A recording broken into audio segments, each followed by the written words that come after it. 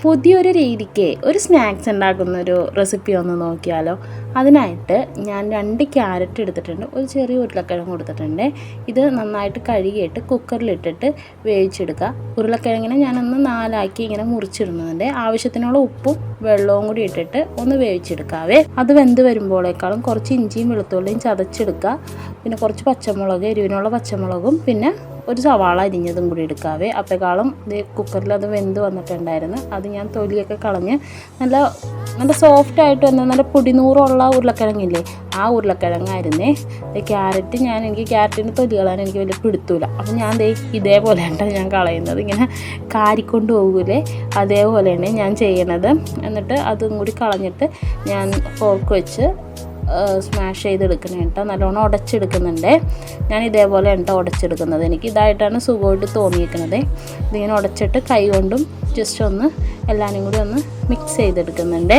ഇത് ഉടച്ചെടുക്കുമ്പോഴേക്കാളും ഇതിനകത്തോട്ട് വേണ്ട മെയിനായിട്ടുള്ളൊരു സംഭവമുണ്ട്.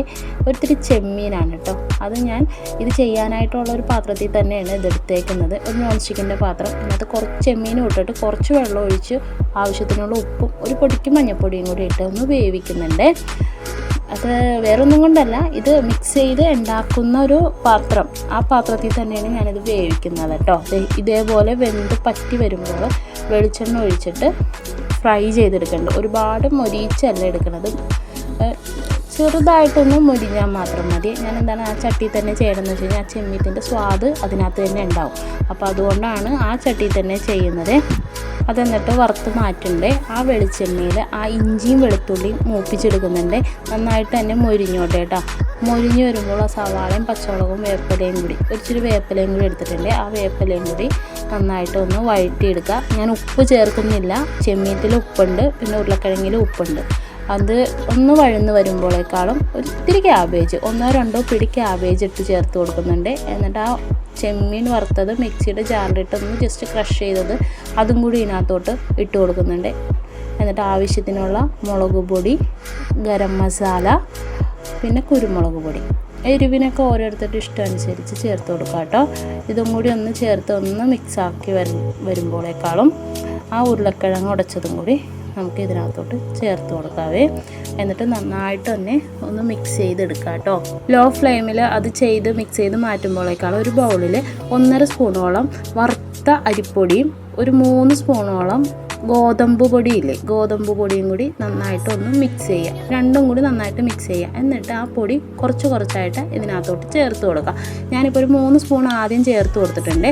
എന്നിട്ടാണ് ഇത് മിക്സ് ചെയ്യുന്നത് കേട്ടോ. അത് കഴിഞ്ഞിട്ട് പിന്നെയും കുറച്ച് ചേർത്ത് കൊടുക്കുന്നുണ്ട്. കുറച്ചും കൂടി ഉണ്ട്, ഒരു സ്പൂണോളം തന്നെ ഉണ്ടാവും. എന്നിട്ട് മിക്സ് ചെയ്തിട്ട് ബാലൻസ് ഉള്ളതും കൂടി മിക്സ് ചെയ്ത് ഞാൻ ആ ഡ്രൈനെസ് മാറണം അത്ര നേരം മിക്സ് ചെയ്തായിരുന്നു. എന്നിട്ട് ചട്ടിയിലിട്ട് ഒന്നും കൂടി നല്ലോണം മൊരിച്ചെടുത്തായിരുന്നു, ആ പൊടി ഒന്ന് റോസ്റ്റ് ആവാൻ വേണ്ടി. എന്നിട്ട് ചൂടാറി കഴിഞ്ഞപ്പോൾ ഇതേപോലെ ബോൾസ് ആക്കി എടുത്തിട്ടുണ്ട്. ബോൾസ് ആക്കിയോ, ഇത് ഞാൻ സിലിണ്ടറിൻ്റെ രൂപത്തിലില്ലേ എടുക്കത്തില്ലേ, അതേപോലെ എടുത്തേക്കുന്നത്. കട്ട്ലേറ്റിൻ്റെ ഷേപ്പിൽ വട്ടത്തിലാണെങ്കിലും അങ്ങനെ വേണമെങ്കിലും എടുക്കാം. ഞാൻ ഇതേപോലെ എടുത്തേക്കുന്നത്. ഇഞ്ചിയും വെളുത്തുള്ളിയും മൂപ്പിക്കുന്ന ആ ഒരു സ്വാദ് നല്ല സ്വാദാണ്. അപ്പോൾ അതാണ് ഏറ്റവും ആദ്യം തന്നെ അത് നല്ലോണം മൊരിച്ചെടുത്തത്. ഞാൻ അതേപോലെ ബോൾസ് ആക്കി എടുത്തിട്ടുണ്ട്. ഇത് നമുക്ക് ചീനിച്ചട്ടി വെച്ചിട്ട് വെളിച്ചെണ്ണ ഒഴിച്ച് ചൂടാക്കാനായിട്ട് വെക്കാം കേട്ടോ.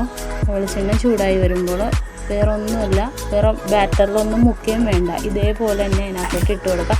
ആ പൊന്തി വന്നേക്കണത് ക്യാബേജാണ് കേട്ടോ. എണ്ണയിലിട്ട് തിരിച്ചും മറിച്ചുവിട്ട് ഒരു ബ്രൗൺ കളർ മൊരിഞ്ഞ് വരുമല്ലേ. ഞാൻ ലോ ഫ്ലെയിമോ അല്ല ഹൈ ഫ്ലെയിമോ അല്ലാത്ത മീഡിയം ഫ്ലെയിമിലാണ് ഞാൻ വെച്ചേക്കുന്നത്. അങ്ങനെ ഇട്ട് മൊരിച്ചെടുക്കാം കേട്ടോ. നല്ലോണം തന്നെ ആ ഒരു മൊരിഞ്ഞ കളറാവണേ. എനിക്ക് ബ്രെഡ് ക്രംസിലൊക്കെ മുക്കി ഇടുന്നത് അങ്ങനെ ഇഷ്ടമല്ല, വേറൊന്നും കൊണ്ടല്ല, ആ പൊടി ലാസ്റ്റ് കരിഞ്ഞു പോകും. അപ്പോൾ അടിയിലാണെങ്കിലും പിന്നെ നമ്മൾ ലാസ്റ്റൊക്കെ ഉണ്ടാക്കുമ്പോൾ ഈ കരിവ് ആ പൊടി അതിനകത്തോട്ട് കയറി പിടിക്കും. പിന്നെ അത് ഒരിത്തിരി മെനക്കേടായ പണിയായ കാരണം പിന്നെ അത് ഞാൻ അങ്ങനെ നോക്കാറില്ല. ഞാൻ ഇതേപോലെ കേട്ടോ ഉണ്ടാക്കുന്നത്. ജസ്റ്റ് വേണമെങ്കിൽ മുട്ടയിലൊന്ന് മുക്കിയിട്ട് ഇടും, അങ്ങനെയൊക്കെ ഇടുള്ളൂ. ബ്രെഡ് ക്രംസിൻ്റെ പണി എനിക്കങ്ങനെ കുറവാണ്. വൈകുന്നേരം കുട്ടികളൊക്കെ വരുമ്പോഴേ അവർക്ക് കൊടുക്കാൻ പറ്റിയ ഒരു സ്നാക്സാണ്. അതിനകത്ത് ചെമ്മീൻ നിങ്ങൾക്ക് ഇഷ്ടമുണ്ടെങ്കിൽ ഇടാം, അല്ലെങ്കിൽ ചെമ്മീനൊന്നും ഇല്ലാതെ വേണമെങ്കിലും ഉണ്ടാക്കാം. വേണമെങ്കിൽ ചിക്കൻ വെച്ച് വേണമെങ്കിലും ഉണ്ടാക്കാം, ബീഫ് വെച്ച് വേണമെങ്കിലും ഉണ്ടാക്കാവേ. ഈ റെസിപ്പി ഇഷ്ടമെങ്കിൽ ഒന്ന് ട്രൈ ചെയ്ത് നോക്കണേ. അതേപോലെ തന്നെ ഇഷ്ടമെങ്കിൽ കമൻറ്റ് ചെയ്യണേ.